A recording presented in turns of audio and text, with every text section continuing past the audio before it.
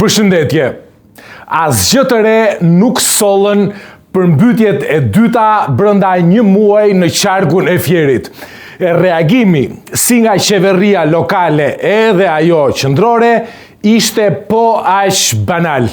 Është e thjesht, fondet për infrastrukturë në zonat e përmbytura shkojnë në xhepat e zakonshëm dhe kur fatkeqësia ndodh, të pacipët që i kanë vjedhur zbresin në terren tek fermerët dhe bëjnë shfaqjen e radhës së hipokrizisë. E kjo është e vjetër. Është gjithashtu e vjetër neveria e dekadentes me të paktën 2 jahte dhe 300 apartamente të pandehurës mbes së kriminalit komunist Beqir Balluku, Madam Tunelit për Mane Bimbashin, të cilin e poshtëroi sërish publikisht, duke lënë të flasë në fund, dhe pasi i dha fjalën dhe e mësoi si dhe çfarë duhet fliste, nuk ja hoqi për asnjë moment shikimin përçmues që vetëm një si ajo ditë ta jap, por që sigurisht nuk i funksionon në disa raste kur e gënjen mendja. Ndërkohë, nuk ka se si të mos ishte pjesë e kësaj hipokrizie me qytetarët e përmbytur, edhe krye hipokritja, krye hajdutja dhe krye katilja me demek deputetja e rilindjes në Fier, Dhoga Dhima.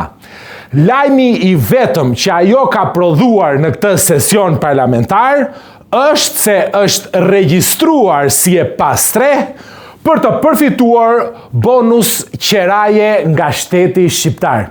Pra, pas 5.000 e kusur euro rrog, dietave fiktive ose jo, parave nga tenderat, parave nga punësimet, parave nga kontraktorët të ndryshëm, parave nga bizneset e tyre, parave nga gjobat që u vjen bizneseve në Fier, apo dhe parave nga krimi i organizuar, gryksia shkon deri aty sa të regjistrohen si të pastre për të marrë edhe bonus qeraje. Ndërkohë, askush nuk ka dieni për vrimën e Miut në të cilën është fshehur viktima Kollovari Ceno. Por të gjithë tashmë e dim dhe më shumë do të dim në vazhdim se nga hetimet del se është edhe pronar i një hoteli në Londër, por ky sigurisht është vetëm fillimi.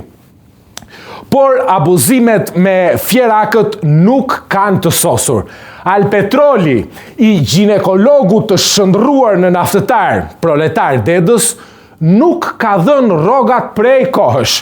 Me sa duket, pasi shteti, Madam Tuneli në këtë rast, dhe kriminalet ordiner kanë darë llokmat përkatëse, nuk ka mbetur gjë më në torb për punojësit, dhe kjo për naftëtarët është e vjetër sa më s'ka gjithashtu.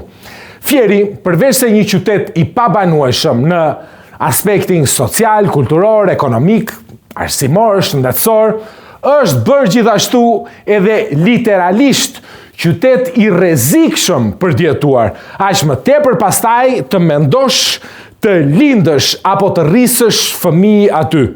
Një fëmijë lind në atë maternitet që është lënë në harrest totale dhe kujdesari banale.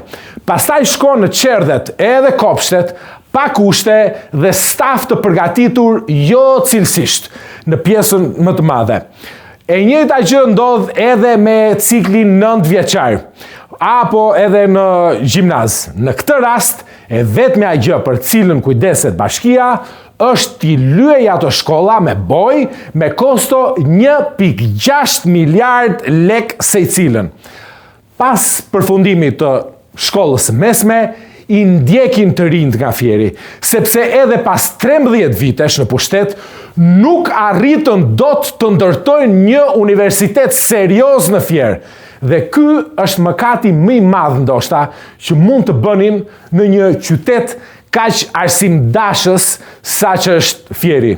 Shumë të rinj nuk kthehen më kurrë në Fier pas universitetit. Dhe kjo është një humbje e pa rikuperueshme për Fierin. Po ka dhe nga ata që tentojnë të kthehen pas diplomimit dhe i pret sërisht me krah hapur dhogadhima dhe të gjithë dhogat e tjerë të rilindjes që ju kërkojnë 5.000 euro e sipër për një vend pune dhe njëkohësisht i detyrojnë të shndrohen në patronazhist apo i detyrojnë të bëjnë punën e ndonjë patronazhisti apo paraziti të rilindjes që partia i ka shënuar emrin në atë institucion. Tani, kjo është shumë e rëndë dhe e rëndësishme, por më gjërë do ta trajtojmë në një moment tjetër. Pjesë të madhe, zë edhe perversiteti i hamshorve të rilindjes që ju kërkojnë vajzave të këtij qyteti favore të papërshtatshme për të mbajtur apo për të zënë një vend pune. Dhe sikur mos mjaftonte e gjitha kjo, qytetarëve ju duhet të jetojnë në një qytet me nivel ndotje rrënjqethës. Derrat edhe dhogat që përmenda më sipër e kanë shndruar Fierin nga kryeqyteti i jugut në kryeqytetin e kancerit. Shifrat e të prekurve nga kjo sëmundje e frikshme janë të mëdha në Fier. Dhe pasi të ndodh fatkeqësia dhe të diagnostikohesh me këtë sëmundje të tmerrshme që në Fier po bën kërdin, përballesh sërish me dhogadhimën. Këtë herë nëpërmjet kanakarit të saj në krye të spitalit të Fierit. Një alif matrak, një analfabet funksional, i cili kur u pyet para disa muajsh se përse prej 2 muajsh nuk ka medikamente për pacientët që janë në kimioterapi, u përgjigj si një rrugaç, u përgjigj si një magazinier i rëndomt kooperative, duke thënë se kishte ngatruar furnizimin e medikamenteve. Një hajdut i pamoralshëm, një halabak pa klas, një mediokër që literalisht bën biznes me gjakun e fjerakëve, së bashku sigurisht me dhogadhimën. E kam thënë edhe në fushat. Dhe gjithashtu e kam edhe bindje të kahershme, që kjo që po i ndodh Fierit edhe gjithë Shqipërisë nuk është thjesht një qeverisje e papërgjegjshme, është një plan i mirë menduar i armiqve të Shqipërisë, pjesë e agjendës së shpopullimit që synon shpërbërjen tonë si komb, si shtet, si territor.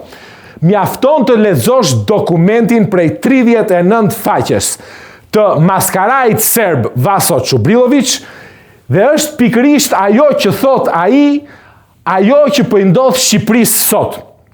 Fieri nuk ka nevojë për keqardhje, as për vizita teatrale dhe as për deklarata boshe pas çdo fatkeqësie.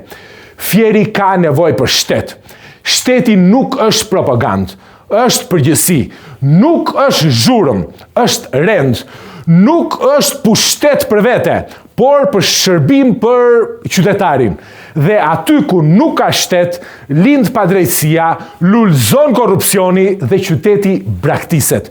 Dhe kjo nuk është më çështje politike, është çështje dinjiteti kombëtar. Një qytet nuk shkatrohet brenda një dite. Ai shkatrohet kur gënjeshtra bëhet norm, kur mediokriteti shpërblehet dhe kur frika zë vendin e ligjit. Por historia na ka mësuar një të vërtet të thjesht. Asnjë regjim, sado arrogant, nuk i mbijeton së vërtetës kur përballet me qytetarë që nuk përkulen. Dhe kjo kohë ka ardhur, sepse siç thot edhe Victor Hugo, asnjë ushtri nuk mund t'i bëj dot ball fuqisë së një ideje, koha e së cilës ka ardhur. Fieri ka prodhuar intelektual, mësues, punëtor, mjek dhe njerëz me dinjitet dhe karakter. Ky qytet ka dhënë më shumë se sa ka marrë. Dhe është koha që kjo padrejtësi të marrë fund. Fieri ka nevojë për leadership, jo mëshirë.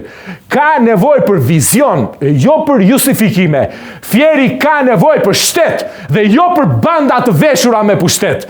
Dhe kjo është zgjedhja që kemi përpara. Ose vazhdojmë të pranojmë rënien dhe rënimin si normalitet, ose ngrihemi dhe e rikthejmë fierin ton në vendin që i takon.